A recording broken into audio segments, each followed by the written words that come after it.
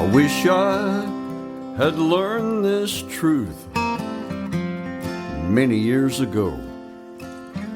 Be thankful for the days, good and bad. All right, welcome to another episode of Warrior versus Zombie, and I have another amazing warrior today, Chen, and I'll talk about him in just a minute.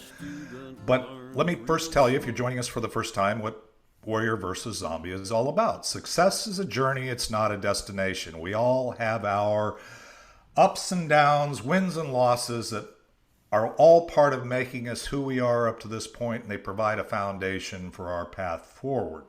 We all battle our inner zombie as well as those zombies in our world, and in each episode I interview warriors who are aspiring leaders from all walks of life.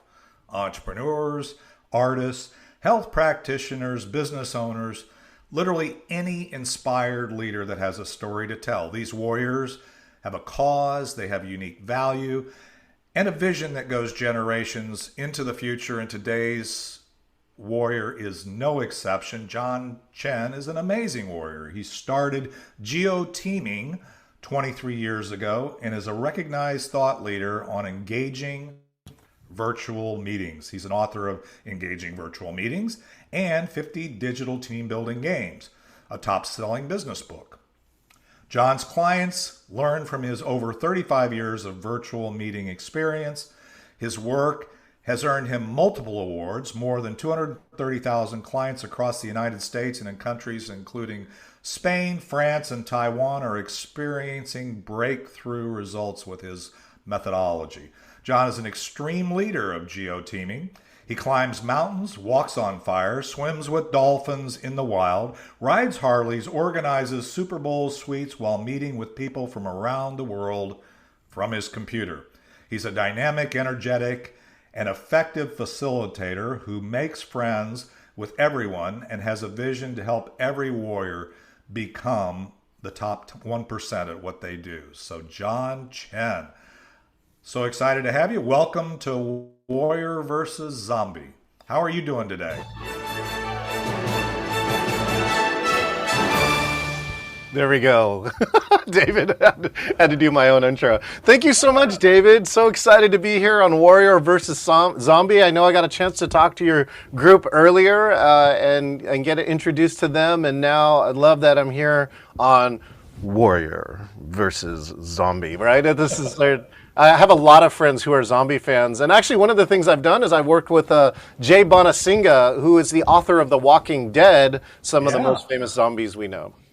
Yes, I'm actually a big fan. The later episodes last season or so, I've kind of disconnected with. Hasn't really inspired me as much, but I was pretty current until about a year ago, or maybe when we started the real zombie apocalypse here in the United States and the world, and it became a little too close to home. So it became kind of depressing to watch the similarities between what we're going through in our own world and the zombie apocalypse that was shown in The Walking Dead. But I do love the zombie genre, and the metaphor works for a lot of the stuff that I'm doing. So you mentioned before we started that you were traveling. So tell me a little bit about that before we take the break and hear your story. Yeah, so you always want to talk about something recent here, David. Talk about warrior and zombie. Number one is, I used to be the biggest road warrior you ever met. Like, I was probably on the road over 150 days or so a year, right? I was a member of a 100,000 K club once. My favorite airline is Alaska Airlines. And I was all over the place. And of course, I have not been on a flight since March of 2020. And this was my first flight. And I was excited and nervous, right? So I'm going to just be, transparent and honest here that I felt like warrior and zombie. I mean, there's nothing worse, like in The Walking Dead, walking in right into the middle of, quote unquote, the zombie field. And it was definitely challenging. The cool part is that it was for a healthcare association. So there's two things I think that were really important. The trip was a success. I mean, that's the number one thing. And actually, there's three things that I really want to share with here. Number one is that we created a game So I'm big into gamification. I'm really a learn by doing person. So those who are listening to Warrior versus Zombie, right? Hopefully your audience is like that. They want to know, and they want to know what it's like, and then they want to actually do it. All right, get rid of the fear of the zombie. Know that somebody else already, killed or tackled that zombie and got through it. So in this case, they had an expo, and conferences are challenging now because it's all new. And they sold out the expo, which is a huge result. That's a great result. And then the in-person audience was a little less than expected because they had a virtual audience, and actually more people than expected took it, which I think is great. But it doesn't help your in-person expo. And so we created a gamification, like it's a high-tech scavenger hunt. You get an app, and you walk around with a team, and you actually, every booth was a mission. So the win with that is that the day before when the expo opened, I could hear some of the expo people kind of grumbling, going, there's not very much traffic here. But after that experience, nobody complained. She actually said, the person who's managing the conference said, the person who complains the most every single year only said one thing at the end and said, could you just please give me the contact list of everybody who's here? And that was kind of like, the karate master who didn't yell at you, right? That was the ultimate compliment. So that was the number one thing I did, is it just says that gamification and engagement, no matter where you are, virtual or in person, is still super important. And that gamification is one of the things that you can look at to keep that engagement. The second thing that happened is that they asked me to be the MC for an award show. And I appreciated that. Things that I've learned over the years is my speaking skills, my presentation skills. Some of it is my improv skills, and also the ability to create energy in a space. And especially for this, these are long-term care health associates, people who work in senior citizen centers, challenging work, right? Some of the most challenging work in the last 2 years. And when we did the award ceremony, right, it's so great to use the skills that you develop, right, to really reward and honor the people who are really doing the hard work, right? My work is nowhere near as hard as many of these people are. It was great that I was able to bring that to it. Even the CEO of it's an association, came to me afterwards and he said, thank you so much. He goes, speaking skills are not my number one thing. And he goes, I just appreciated that you brought that, and especially to our members who have done so much in that. And then the last part, check this out, right, David? So, I spend most of my time producing virtual programs, but I had to bring all this extra equipment with me because on top of that, after I got off stage, I went to a setup. I went inside a room and I produced a show that had 1,600 people live on it, on a virtual show that had one of the top entrepreneurs I know, who formed Entrepreneurs Organization. He was the host and the organizer of this. And we produced this show together that was this epic 3 hours. We actually had the CEO of, remember the brand Pampered Chef, David? Oh, yeah. Actually, my wife is a Pampered Chef director. So, yeah, I do know Pampered Chef. I met the woman CEO who created it and sold it to Berkshire Hathaway. And she is a fireball. She is an amazing entrepreneur. And I talk about being nervous. Like, I got to make sure everything goes right. And I was able to do it remote without my normal setup. And everybody was extraordinarily happy. So 3 things, normally I'd rather be home for that show, but to bring all the right tech and have it work in a remote location, to me was one of the pieces. So that's what is happening to me. Talk about being a warrior. I battled off all sorts of things that could have gone wrong, and was successful in all 3 of those events. Yeah, and that's brilliant. And the hybrid nature of what you just did is something I do every week. You participated, and by the way, thank you for serving my community and helping us. Your workshop, your mastermind that we did a couple weeks ago was brilliant and very powerful. And we can talk a little bit more about that when we get into the third segment about what you're doing today and stuff. But the other thing is just the fact, the degree of difficulty of integrating and bringing in a in-person audience along with a virtual audience and stuff is kind of another degree of difficulty, and it sounds like you navigated that. Let me add one piece to that, David, while we're on there too. So this program was hybrid, and I think if I observed correctly, a lot of the speakers weren't paying attention to the virtual audience. So I made sure and registered as a virtual attendee, right, and ran the virtual audience. And I tested it before. In one of the sessions before, nobody chatted, right? Nobody, even though they had the ability to chat. So I set this up, and in the middle of the program, first I asked people to chat where they're from and how to do it. So I told them the specific steps. 10 minutes later, I was able to go in and see that all these people, right, it was in Georgia, the state, all around in different cities, were actually watching and tuning into this. And I was able to call out their name and what city they were calling from. I did that for like 10 or 12 of them to really understand, make sure that they understood that I was paying attention to the virtual audience too. So that's a small tip for those of you who are working hybrid programs. No, it's a huge tip. And actually, since your mastermind, the never lead a meeting alone. When I'm in the room doing the in-person and then trying to also do the integration, which I was doing kind of by myself, I sense that mastermind, I now assign somebody every meeting to make sure that the virtual audience is taken care of. Wow. So they don't feel like they're a fifth wheel or whatever, that they're not necessary, and it's dramatically improved. So kudos to you, to your learnings, and thank you for sharing that. Well, let's do this. I'm going to take a quick break because I really want the audience. I kind of know you're real, like most warriors, passionate about what you're doing, the impact you're having today and all that. But I want to kind of hear how you got from where you started, and we both have a lot of journey behind us, so you pick the point and to today, and then we'll take another break after that, and we'll talk about why you're doing what you're doing and so on. So let's take a quick break. For the audio audience, you'll hear a little of Ricky Jean Wright, and It's Not the Getting There, our theme song, and we'll be right back with Warrior versus Zombie and John Chen. But the miles become the teacher, while the student learns real slow, traveling blind most of the time, wherever you go. It's not the getting there, it's the journey every day. It's not a race. All right, we are back, and John, love the check-in. Very, very powerful. I can tell you just got off a plane, flying 4 million miles on American Airlines myself over the years before I retired 16 years ago.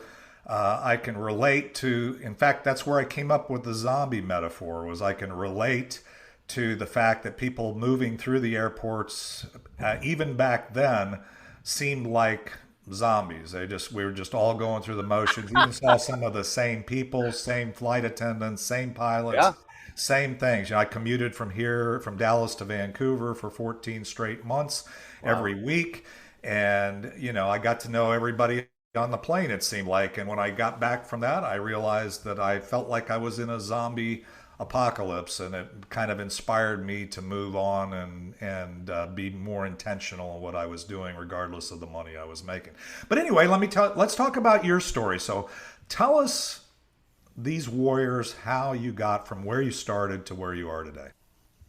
Yes, one of the things that I want to do with that is that, I don't know, you just reminded me of something that was on that trip. I'll come back to that. So let me tell you a little bit more about where I came from. And so, I know, this is really the tip too, David. So, I know this is a podcast, right? And one of the parts about engaging is to know your audience. One of this tip that I'm going to give you is actually taught to me by Samantha Evans, who's one of the top accessibility experts. And then just like you should do visual descriptions, right? So things that will help out is like, okay, so look, I'm John Chen, I'm 53, I'm Asian American. Today I'm wearing a brown suit, right, with a paisley shirt. And I'm in my office that includes my book and some other important stuff to me, including a picture of me skydiving. So what I just did is called a visual descriptor. Right? And so even if you're presenting virtual and you have cameras on, right, some of your guests might be perhaps blind or something else like that. And so the visual descriptors, especially in this case, right, technically your podcast audience is blind, right? No matter if they can see. And so it's really useful to do that. And so that's something that you can add to the beginning of your presentation. You can make it short, it doesn't have to be long, but I can tell you that context will actually set out. It's one of the best practices now for accessibility and for engagement, so that you know your audience, no matter how they're coming, is engaged with you. So now back to the story. Here, I'm going to give the short version of this story, and then give you a few other zombie stories behind it, because that's what David does, right? Is he makes sure I love that he goes, everybody thinks, some great entrepreneur is like, an instant success. And what the reality that he knows is that every great warrior, right, it's like, I'm the best 25-year overnight success you ever met. Amen. Right? And it is. And then you find out that all your zombies were actually helpful into you got to kill a few zombies to become a warrior. Right? And you can't do that. Like yesterday, we had a producer, and it's like she made a massive mistake. She ran a live stream with no audio. I've done it too. And it's like, you don't become a great producer without being a bad producer at least once. Anyways, let me just share this story. So how I got here is that I've done a lot of team building. So this is my 25th year, actually, of doing team building. When I left Microsoft, where I spent a decade at Microsoft, was pretty successful over there. Shipped 10 products, got 2 US patents. But of course, this thing came around. March of 2020, we got coronavirus. And what happened to me? I had 15 canceled programs. But here's the key. Right? The zombie, well, I don't know if this is a zombie, but the thing that I've been doing is that I've been online for over 35 years. I've been meeting online, and I've been studying, right, how it is how can we use this venue or this medium to be effective? And so I actually took all of my ideas. In 2011, I was asked to write my first book. It's called 50 Digital Team Building Games. Became a #1 business book in multiple places. So for decades, I've been trying to tell people, David, that we could do this. We could meet, right, save all the travel expenses, do effective work, right, and have dinner with our kids, right, at the end of the day. And so, but people kept, for the previous to coronavirus, said, yeah, that's a great idea, John, but here's a bunch of money and I'll see you in Orlando.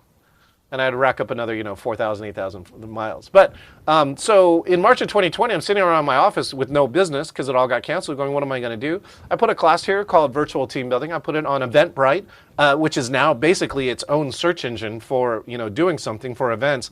And over 5,000 people took that class. In 2020. My publisher came back and said, hey, do you want to write your second book? And I said, sure, let's do that. And again, another piece of warrior too is like just that yes, right? And in improv, yes and is one of your strongest things you can do to be a warrior. I wrote this book in 1/3 of the time.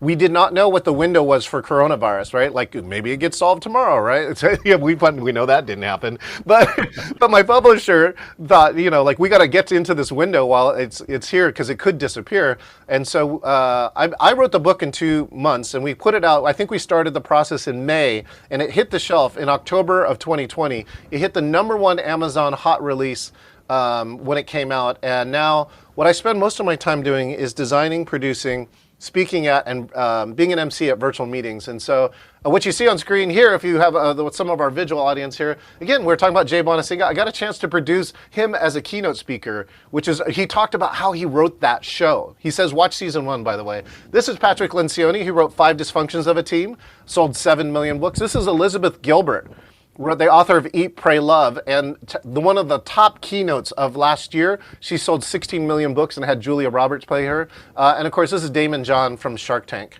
And so I'd love to give this one tip. So David, do you mind if I give this one tip about the best advice for anybody who's going to speak on virtual? Sure. Okay, here we go. So for those who can do, I'll do the visual descriptor for this, but I'm walking backwards now. So here we go. All right. I broke a button. That's the best part, David, so I don't think you can hear anything, can you? No, I can hear you. Oh, you can? You can hear that? Yeah. Oh, no, wait. Can you hear this? There should be music here. Hold on. No, I don't hear the music. Oh, geez. I broke a button. That's all right. That's all right. So what's the key here? Actually, I can actually do this. So for those who are on the visual audience, basically I'm walking backwards through my setup here. Let me make sure I'm set up with this. Here's the #1. Normally what I do is I play 2001. Here, we can do the old school sound effects. Dun, dun, dun. I'm walking, and if you're on the visual screen, I'm actually fully standing up now. You can see my entire body, all right? And then I give this #1 tip. Da-da! There's an audience, there's a video of an audience standing up. And the tip is stand up. Right? The tip is stand up. If you are presenting to a virtual audience, right, you can have this crafty setup. And so for those who have the benefit of the visual, I showed this to David here. This is how we're doing this, is that I'm in a massive green screen, right? And so, but if you don't have this fancy setup, you can just get a lifter table or some boxes. All you do is get your camera to eye level. And the whole trick here is to stand up while you're presenting virtually. And if you do that, number one, you feel different. And most importantly, your audience feels different. So that's what I've been spending my last 2 years, David, and it's been actually a great ride. Just, I know coronavirus really sucks, right? There's just no other word to say for it, but it's actually been pretty good to me. Yeah, and so I find it interesting, and this is one of the things I'm going to probe a little bit here. So I think we can all relate to the impact that the zombie apocalypse or coronavirus or however you want to call it, has for the last 2 years. I mean, I started this podcast 3 weeks in a studio before they shut everything down, and then had to decide, am I going to do the podcast, to your point, am I going to do it virtually, do it via Zoom like we're doing it today, or am I going to wait for things to settle down, 15 days to flatten the curve so we can move back into the studio? Well, that didn't happen, right? Just like didn't happen, right? just like your meetings didn't get rescheduled next week or whatever. There's a lot of, you just did the first one. So other than that challenge, like moving from Microsoft and that world and geoteaming and building community and stuff. It's all very fascinating to me. But what were the big challenges or the big zombies that you encountered along that way in any aspect of your life that has, maybe impacted you, that you had to overcome? Yeah, I really wanted to share this one, and I think the key here is how do you battle zombies? Let's see if I think I actually have some zombies here for you. Right?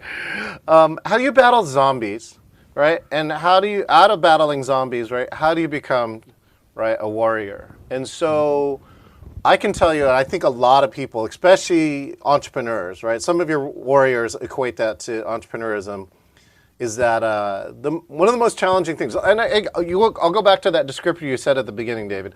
I've done some high risk things, right? I have bungee jumped, right? I've done 3 somersaults out of a skydiving. I was a sponsored amateur skateboarder, actually. I used to get paid for skateboarding. And I've summited both Mount Rainier and Denali, 20,320 feet. And I got to still tell you to this date, right? The scariest thing that I've done is leave again, my previous employer, which was Microsoft. Leave the safety and security of a job to take an adventure. And so I'll share this part, like, what was the zombie? The zombie was me. The zombie was, I'm afraid to leave. It's too good, right? Or the question is it? And so I'll tell you a little behind the scenes story, which is, I had this saying, and it says, always wanted to do something, I just don't know what it is. Right? And I kept saying that. I said that a lot. And to be honest, I actually spent a lot of time with Tony Robbins. So I went through his programs and had a profound impact on me. I actually have run a lot of the programs as a volunteer coach, and I was a coach on a team where there's a trainer who's in charge of a whole sub-team out of that program. And I said the same thing to him, and I said, I know I'm supposed to do something, I just don't know what it is. Most people say, I know what you mean, right? I don't know who I want to be when I grow up. But he's the only person I've ever met who's ever said, give me a weekend, and I'll tell you exactly what it is. By the way, if you're a coach, you should just remember those last 2 lines, because I think you could get more clients, right? If somebody said, I don't know what I'm supposed to do, right? I don't know who I want to be when I grow up. And I said, give me a weekend, and I'll tell you what it is. And so I'm like, I have the time, I have the money. So I flew to Huntington Beach, and what I affectionately call the Jerry Maguire experience, I wrote the entire business plan for my company in 2 days, in 48 hours. And I took a summary of that plan, much like Jerry Maguire did, and sent it to 75 of my friends and family. And I thought it was going to be like the slow clap. Remember in Jerry Maguire where they're doing the slow clap right when he comes in? And then they whisper to each other like, I give him 2 weeks, right? Before he gives up, right? And I didn't give up. It took me 2.5 years to leave Microsoft. And so what I did is that I actually hired an assistant with my own money. I still had standards. I still wanted to be one of the top people at Microsoft. So I had this assistant doing a lot of the other work that I, didn't need to do. That opened up at least 12 hours a week for me. He said that, my coach said this, and his name's Matt Buechler, great coach out of Huntington Beach. He said, if you can work not in your dream, but on your dream for 12 hours a week, you'll get it. I'll say that again, right?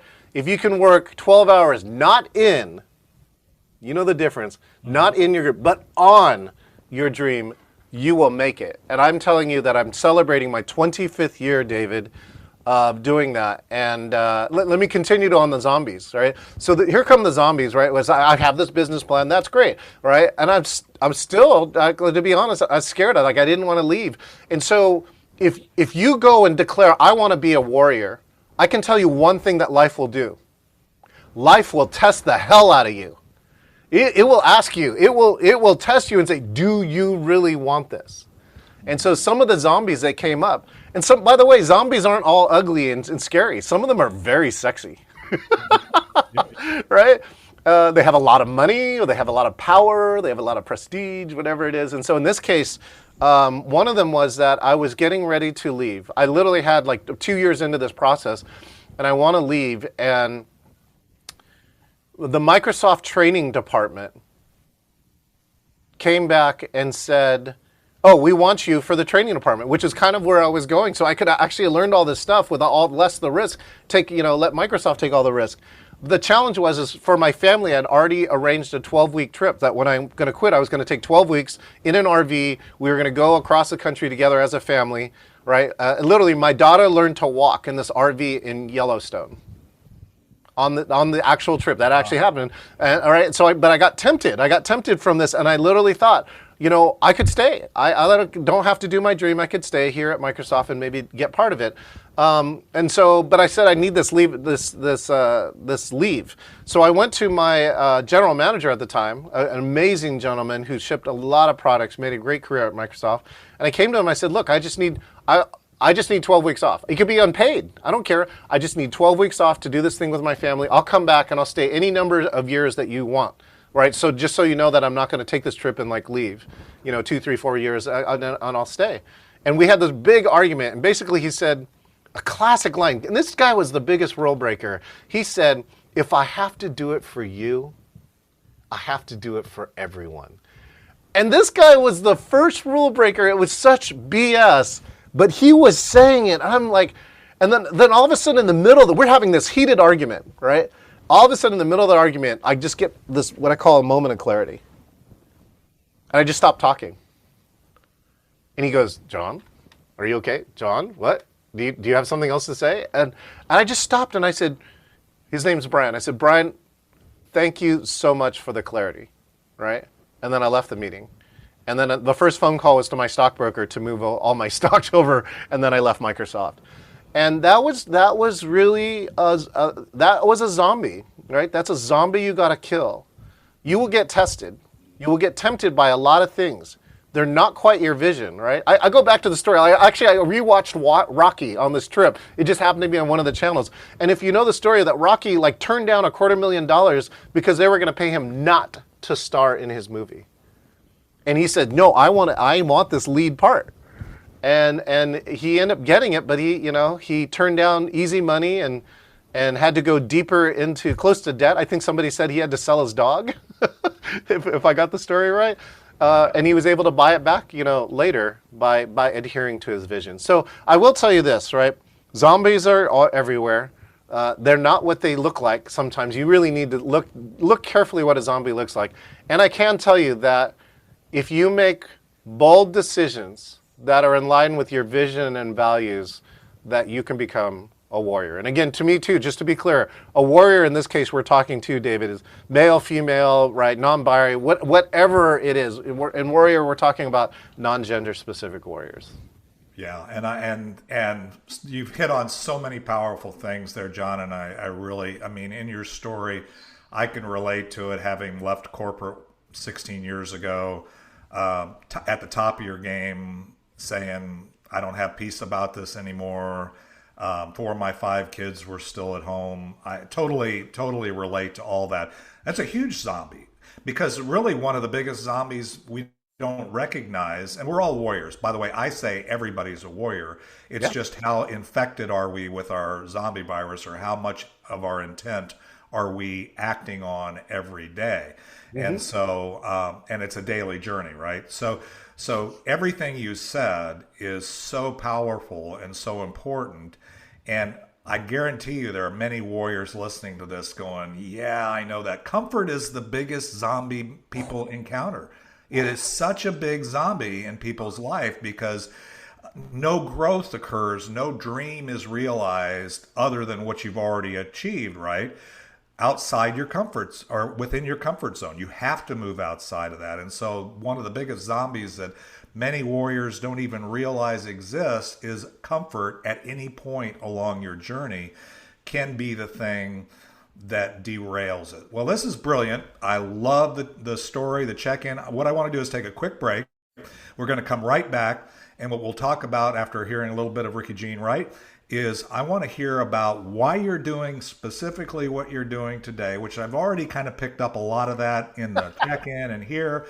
But, you know, what is the unique value that you see yourself providing? And then what kind of impact, if anything were possible, and by the way, I believe everything is possible, what would you like to see happen with going forward? So let's take a quick break, hear a little Ricky Jean Wright, and we'll be right back with Warrior versus Zombie It's and not John a Chen. race to see how many people know your name. One day you realize time was worth more than the gold. It's not the getting there. When you get there, you'll know. Funny how wisdom and youth. All right, are we are always back. two And John, different wow. games. It's been a very energetic journey. I love. I've learned all kinds of things already from you just in this, and how to improve my own podcast. And so the audience listening here, if you it'll just keep getting better. So I appreciate that. So anyway, as I said before the break, tell me why you're doing what you're doing today, the value, and what kind of impact are you seeking at this point? Well, there's a lot of reasons, David, you know, that there, but I'll show the most important one. But, you know, there could be easy reasons. I mean, I actually did some math finally for last year. Like, I was able to double revenue and triple net profit last year. This coronavirus thing is actually a gift. Like, listen, everyone who's listening to this, right? Take a moment and think about, how is coronavirus a gift? You know, one of the things that I learned in a trip that I did called The Journey, and we'll talk about that later, but it's the number one thing that can change your experience is by changing the question you're asking, right? By changing the question you're asking. So you know, you could do it for the money, right? You could do it for the whatever. Like, I wrote a book. It's kind of nice. You know, you do get recognized sometime at some point. Being an author does set you in a different league than I think than someone else. So for those who want to write a book, right? And all the other parts. But here's the number one reason, right? The number one reason really is around this, right? And it's to prevent suffering, right? You know, suffering is when zombies attack you. And while you were talking about your story, one of the things that I thought about is, like, a zombie infects you usually by biting you or scratching you, right? And, like, that's what the comfort zombie, like, you can't even feel it. It's like a little da-da, right? That's it. And then all of a sudden then you sleep. You just go to sleep, right? and that's the like what they call boiling a frog 1 degree at a time, right? If you haven't ever heard this metaphor, right? A boiling pot, you dump a frog in it, the frog jumps out. But if you put a frog in a pot and then turn it up 1 degree at a time, the frog never notices and just dies. And maybe you might feel a little like a frog right now. But let's go to this, which is, what's the real reason why I'm doing this? And I can tell you this, is that the real reason really is to reduce suffering, right? Now, think about that, David. Reduce suffering. You know, the virtual meetings exploded. By the way, something like there were 10 million people online every day, and it jumped to over 360 million online in Zoom. That's almost the entire population of the United States. And when the entire population of the United States moves into something in 2 months, you're going to have problems. And we've seen them all, right? People on mute, cats, people taking their Zoom, camera to the bathroom, right? But worse is killing is like the small zombies, right? Boring presentations, right? Talking for 60 minutes when it's a meeting, right? Remember, it's a meeting. This meeting should be different, right? If it's a virtual meeting, it should be different because you're here. It should be different because you're here. And so those are all the different kind of things. So reducing suffering, because I think, let me just check. David, you've had Zoom fatigue at least once, right? Absolutely. And if you know that the presenter could have done something to avoid that, right? You could have gotten that hour back, right? You're just like, sometimes it's like a movie. You're like, that's 2 hours of my life I'll never get back, right? And so I think that if people use these things, and David, I really appreciate that one of the things here that makes a difference too is taking action. Right? You can hear all these great tips from me or any one of the other 64 podcasts, but if you, as a listener, don't do at least one of them, you get nothing. You remain a zombie. But all it takes is one action, right, to become a warrior. And so that's really, again, that's my goal, is to reduce suffering while we have to use to this virtual medium. And there's many indicators saying it's not going to go away. So if you're on that train of like, I'm just going to wait 6 months and we're going to have a cure and I can go back to in-person. I don't think so. I got to tell you, I'm going to reflect back on my trip from Atlanta. The worst part is I didn't fully think through the protocol to come home, right? I have somebody who also lives here in my house, and we thought about it. And the way that the trip went, I felt like I was really exposed to a lot of people. I had to be unmasked in some places because that's kind of how they do it in Georgia. It was more than I thought it was going to be. And when I came back, I had the housemate leave for a period of time and just wait so I can see to make sure that I'm clear, because I don't want to be a transmit. I actually took my first coronavirus test yesterday. The one like the government gave you. You can go to a website, U.S. Postal Service, ask for 4 free tests. I actually used the test yesterday. I tested negative, which I'm excited. I'm pretty amazed, to be honest, for that much travel and that much exposure. It's probably 400 times the amount of exposure I've had in the last 2 years. And still, I was able to somehow get through it a negative. And so, again, and then being sick is suffering too. Nobody ever got sick from a virtual meeting. Like you and I in this interview, our odds of me getting sick from you is exactly 0. Right. And so, if I could reduce suffering somehow, that's really my main driving thing, because then you'll find that in certain virtual meetings, you can actually have magic, right? Which is like this. David and I are connecting and we're thousands of miles away from each other. But I now feel like I've never met David in person. Yeah. But I do feel a connection to him and his group because I've gotten to spend some time with him. And that was very challenging prior to coronavirus. Well, that's brilliant. And I can see in listening to you, obviously the energy's there, the desire. It's fascinating to me, your experience with travel and stuff like that. I'm a little different mindset. But we're all warriors, right? We all overcome the certain things. And interestingly enough, we're all in the zombie horde in our own geographic, geoteaming area, right? So it's very different in Georgia than it is in California. It's very different, or in Washington or Seattle or whatever. It's just what you're surrounded with every day. The horde that surrounds you has an effect on you. And so just listening even to you talk, your mindset, the things that you see, your view of suffering and risk are completely different than what I've experienced. I've had COVID. I've had it twice. It was no worse than a cold. But I've also know people who have passed. But it's what you choose to focus on. And the thing is, it's like anything else. It's a journey every day, right? So you're not going to ever be able to run away from it. And so you've got to find this balance. And the brilliance of what you're doing with the virtual meetings is, I agree with you, is it ain't going away. We're going to need to make this an integral part of the fabric of how we impact the world that we're in. And so you are making a difference and you are reducing suffering. Well, let's do this. I'm going to take another quick break. We're going to be right back. And I want you to share with us, if we take away anything from this podcast, what would you want us to take away? And then we'll talk about how do we stay in touch. So let's take another quick break, hear a little of Ricky Jean Wright, and we'll be right back with John Chen and Warrior versus Zombie. Funny how wisdom and youth are always two different games. The years flew by so fast, is the common human complaint. The memories in our minds turn to diamonds in our soul, and by the grace of God, on down. All right, we are back. And John, wow, what a fast pace. I don't even know how long we've gone, and I don't really even care. It's been a beautiful thing. That's the beautiful thing about doing an engaging meeting. By the way, I was standing before you did your, I learned that on my own because I was, I just couldn't stand just sitting for hours on a day in virtual meetings.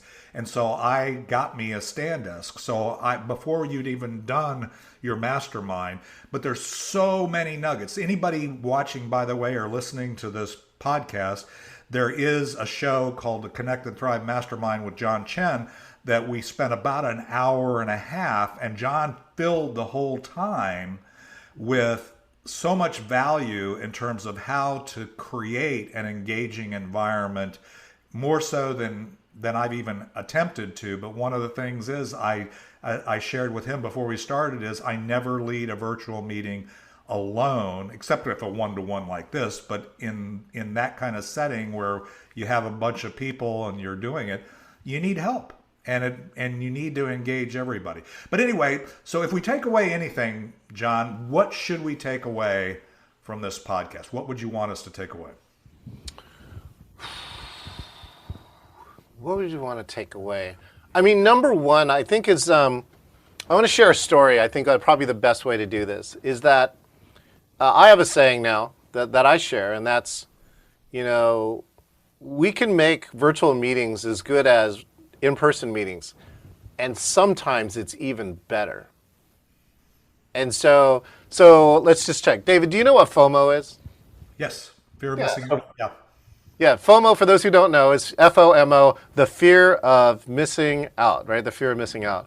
So I had a great conference organizer. He hired me to be the virtual MC for a hybrid event. So that means that there were about 100 people in Florida and about 50 people virtual online calling in from all around the world. It was really cool, including Germany and London, and really cool, that they, traveling internationally right now is a challenge. It's possible, but it's very challenging and very expensive.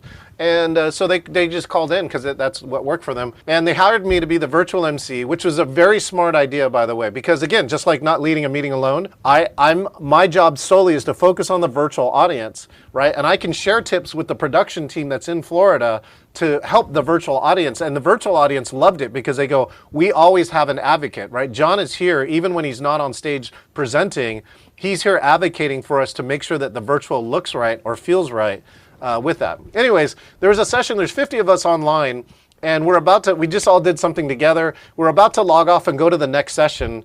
It was called 5 Minutes, where they asked people from the live audience to share 5 minutes of a presentation tip, right? And so it was kind of like crowdsourcing. The problem is nobody in the live audience signed up. So the worst part is that they canceled it and they didn't tell us in the virtual audience, right? So somebody goes and goes, hey, this next session got canceled. And we all look and we look on the schedule and go, yep, it's gone. And it goes, so it was supposed to be called 5 minutes. So somebody in the virtual audience said, hey, wait a minute. I wrote one of those 5 minutes, was supposed to present. Does anybody want to hear it? And so here's the secret, David. The next 60 minutes was the best 60 minutes of virtual that I've had in the last 2 years. It was spontaneous, right? It was authentic. It was valuable. Because what happened was somebody shared a tip, and then somebody goes, oh, I have a tip, right? And then somebody else going, well, I didn't have one, but I have something to share. So we learned like 12 things. I've been using PowerPoint over 30 years, and I got 12 tips that I had never heard about in an hour. And then there was just so much energy in the room. People were like laughing and like building on top of it, and like it was totally spontaneous. It was, like when you, if you love music, when you see great jazz, they have no music. They just play off of each other, right? Like great improv. Like if you watch Whose Line Is It Anyways and you're crying laughing, right? They didn't know what they were going to do. And that's why this moment was so great. And again, if you think about it, there are people all around the world. So I called Rick. Rick was the conference organizer. He was in person in Florida, and I said, dude, you gotta log in, right? So he logs in and he looks what's going on. He's totally blown away. And to his credit, he had actually spent a lot of his time designing, saying, I don't want the virtual audience to have FOMO, or fear of missing out, of the in-person audience, right? Like live cocktails. So he didn't, broadcast any of that, which I thought was very smart. But this was the first case. He came and addressed the group, and he goes, I love what I'm seeing. And I said, I spent a lot of my time designing, making sure you didn't have FOMO. But I said, now I have to worry about reverse FOMO. I now have to worry about the in-person audience having a fear of missing out because the virtual is so good. So that's what I want to leave you. The most valuable lesson, and again, I think as a zombie to warrior, the first thing you need to break is that it's possible. For instance, let's go way back to our pieces. It's possible for you and I to leave our corporate cushy job and be successful.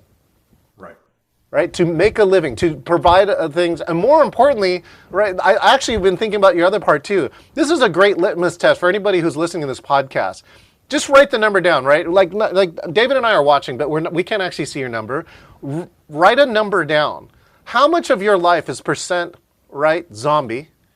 And how much of your life percent is warrior? So for instance, back in my corporate job, right, it was 80% zombie. As much as I love Microsoft, right, at that time, I was 80% zombie because I got good at it, right? It wasn't like really challenging all those other challenges. And on my off hours, I was doing 20% warrior. I got to tell you my life right now in this moment, 100% warrior. It's like 110% warrior, right? And sometimes it'll scare the crap out of you, but that's sometimes how you know you're living. Like before I go and speak on a stage or in a virtual program to 1,600 people, I get nerves, right? You get the shakes. And then that energy you should recognize is not stress. That energy is excitement or anticipation. And then when you find your groove, you'll find that's easy again. So hopefully those are the most valuable lessons that I can give. One is that virtual is amazing. And number two is, how much of your life are you living as a warrior? And what could you do to live your life 1% more as a warrior? 1%. If you do that from this podcast, I'll feel happy, right? Again, like I reduced like 1% of your suffering in your life. Amen. Well, that's actually very powerful. And the whole thing is, I love your energy. I love the realization that we are all infected. There are things that'll hold us back, but we keep moving forward. I also love the analogy of the same chemical that triggers anxiety also is really the same chemical as excitement. So it's a matter of how you label it, which is a great lesson for warriors to learn, is when you're anxious, don't label that as anxiety. Label that as excitement. And that's what, if you listen to any top tier athlete, they will tell you, you say, weren't you nervous when you were shooting that game-winning free throw or kicking that game-winning field goal or whatever it happens to be, right? And the reality of it is, they said, no, I wasn't anxious, because the way you get to that top tier is relabeling that chemical or that feeling as excitement and being used to responding to that opportunity or that excitement. Well, let me do this. Tell me, how can the audience, I know this is on the Be Connected platform, they'll be able to, John Chen is pretty common, but I think it's a smaller community. We can find you. But how else? How do we stay in touch with you, John? That's so funny too. Chen is like Smith in China. It's the 7th most popular name. I did create an account here on Be Connected. But here are a couple other ways. I have John at geoteaming.com. I'm also on LinkedIn, LinkedIn/IN/CEO, JOHNCHEN. I'm also on Facebook, Facebook.com or FB. Did you know you can actually shorten it? FB.com/CEO John Chen. Any of those, feel free to reach out to me. And you know what, David, I do have this one last message I really want to share with the audience. Are you ready? Got it. Here we go. Thank you for attending the performance. And a special thanks to all those who helped with the show. Thanks again, David. Thank you, John. And wow, it's been a great episode. I think we're a little longer than usual, but that's okay because this is well worth the investment of your most valuable asset, which is your time. And I know that there's many, many, many warrior nuggets that you can get out of this podcast. And so, John, thank you for joining us.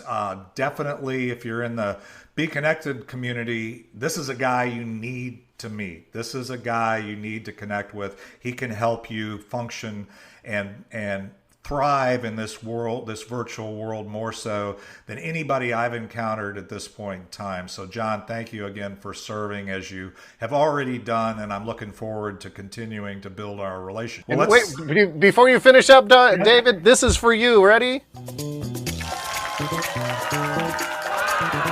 Thanks again, David. Amazing podcast. I'm looking forward to the feedback. And for those that are joining us or have others, we've got, this is episode 64.